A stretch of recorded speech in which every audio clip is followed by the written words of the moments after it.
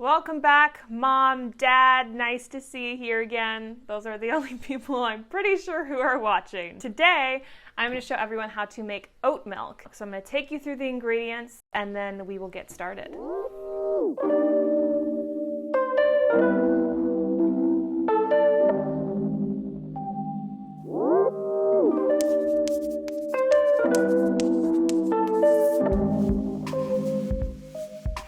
I think it's a great DIY because I'm pretty sure it's actually one of the only really cost-effective DIYs that I know. For the most part, I just like to do my own things and make my own things because it's a passion of mine. But if you actually look at the dollars and cents of it, you may not end up saving as much money as you would hope. But oat milk is one of those things. We go through a lot of it in our house because I bake a lot, because we drink a ton of tea and coffee, that it does end up costing a lot of money. It's not cheap to get store-bought oat milk. And the ingredients are actually all really affordable when you buy them in bulk. I think I actually really nailed down the recipe. A lot of the recipes that I saw online tended to have kind of an anemic flavor. They're a little weak.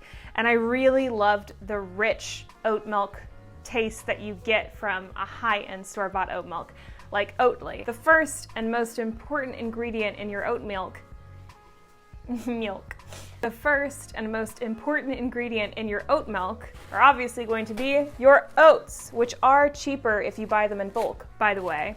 You're gonna wanna get rolled oats, whole rolled oats, not steel cut, and do spring for organic oats. Oats are one of the crops that are sprayed most liberally with a chemical called glyphosate, which is really terrible for the planet and it's really terrible for you. So why not get organic oats? Cool! All right, the next ingredient that you're gonna wanna have is honey. A lot of the store-bought oat milks that are really yummy, like Oatly, like Khalifa brand, they have a little bit of sweetness to them, and so you'll definitely want some honey for that. You can also use sugar, but I just prefer the flavor of honey. And then you're gonna use some kosher salt. Everything tastes better with some salt. You're gonna use an oil. I'm using sunflower oil. I'd avoid a heavily flavored oil like olive oil, but you can use oils like rapeseed. I just prefer the flavor of sunflower oil and it has more health benefits than rapeseed oil. You're gonna use xanthan gum. Xanthan gum is a really important ingredient if you want to avoid your oat milk separating while it's sitting in the fridge. The separating doesn't affect the flavor of the oat milk, but it is unsightly and it can look really nasty and curdled. You can shake it up and then it fixes the problem, but if you like to avoid the nasty look of oat milk separation, I would strongly suggest getting some xanthan gum. And then the secret ingredient of this recipe, the one I am most proud of for thinking of, is malted barley. Malted barley does the most work in this recipe to really get rid of that sort of weak, anemic flavor that homemade oat milk can have.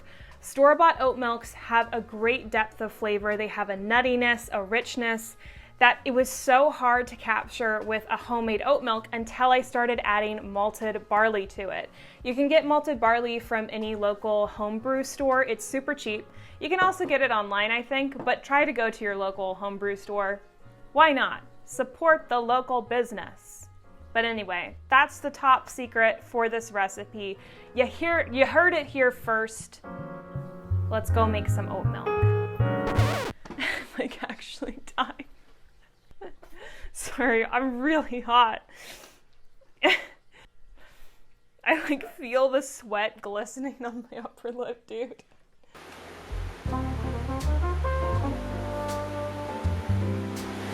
They're out those pits, baby!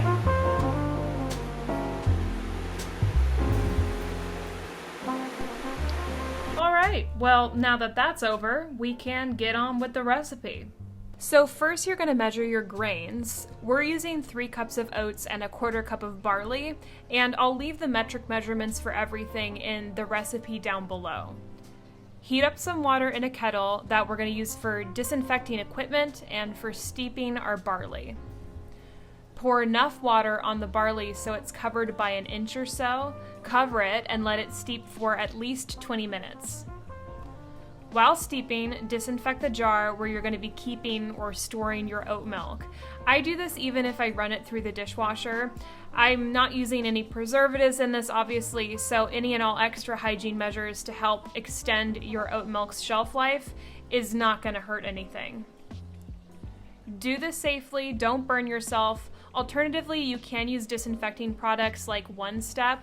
You use that for canning and for making beer. And these don't require you to handle any boiling water.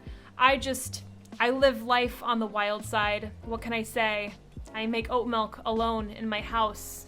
I live dangerously.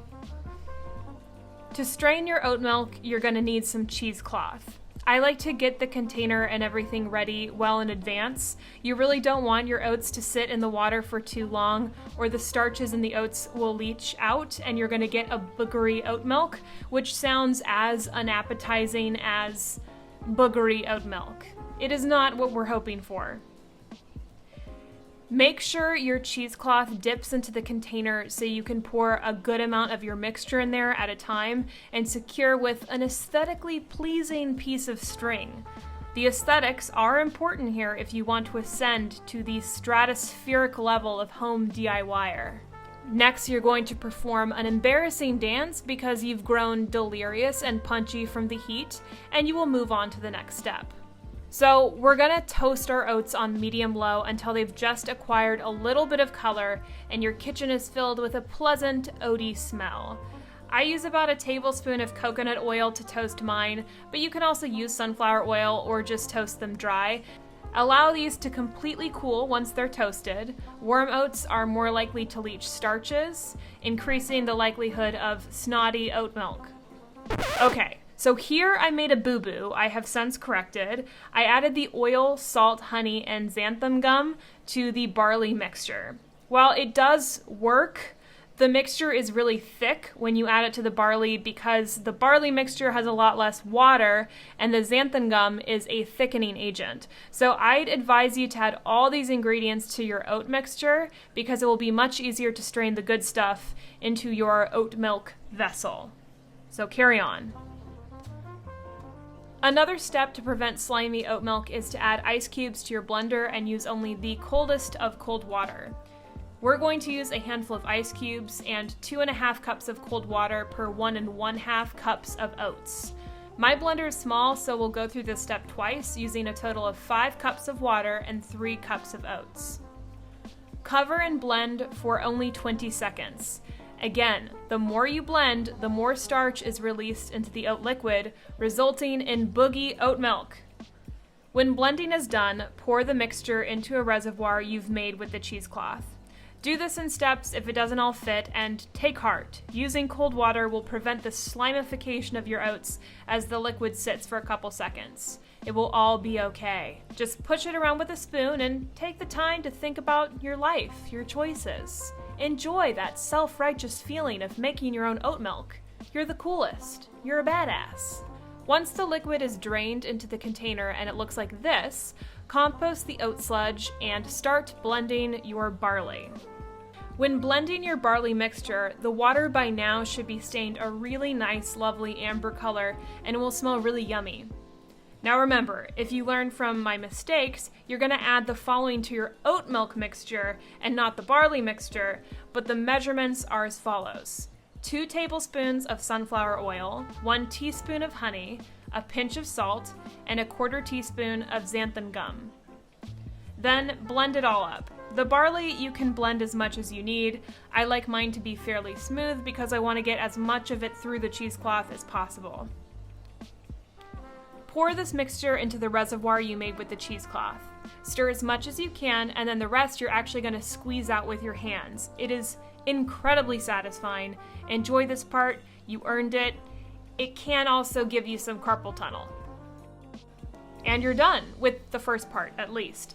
Clean your kitchen now and take the time to pray for cooler weather. Okay. So we have our basic oat milk here. We've gone through all the boring steps of blending our oats and toasting our oats, all of that. You could stop here if you want to, but I'm going to encourage you to do this next step, which will really take your oat milk to the next level. And what we're gonna do is we're gonna put it in a hot water bath for 2 hours on the stovetop. And that sounds like a long time, but you're basically just gonna let it sit there, and you just have to grab it and give it a shake every 15 minutes or so just to mix everything up. What this is going to do is activate two enzymes, alpha and beta amylase that are found naturally in malted barley.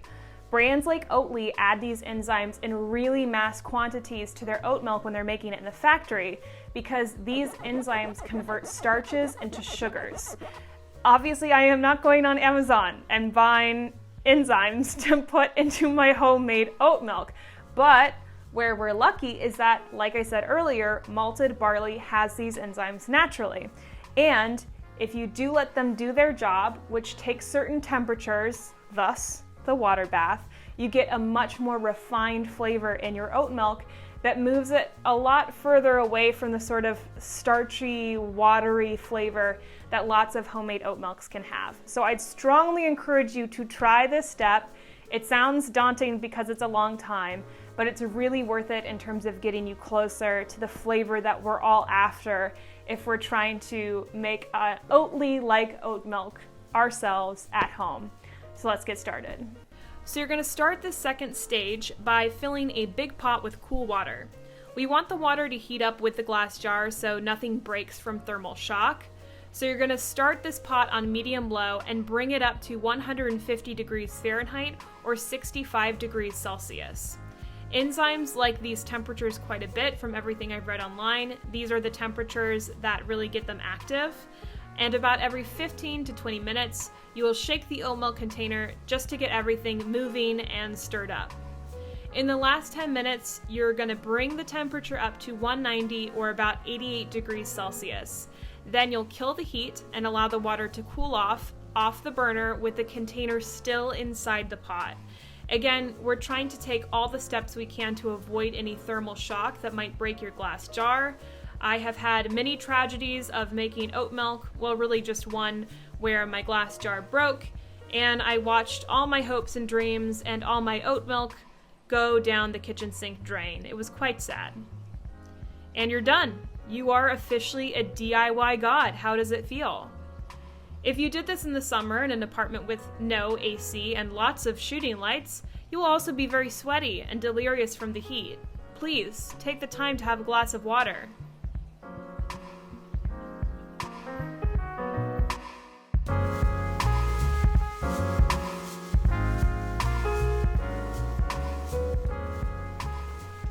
Well, that is it for this video. She's like, we're both so sweaty. All right, guys, if you like this video, all right, guys, I want to die. Let's try it on dog on this side. I'm dripping sweat. All right, guys, that's it for today's video. If you like videos like these, please like and subscribe. Try some oat milk. If you have the time, you might like it, Mom. I don't know.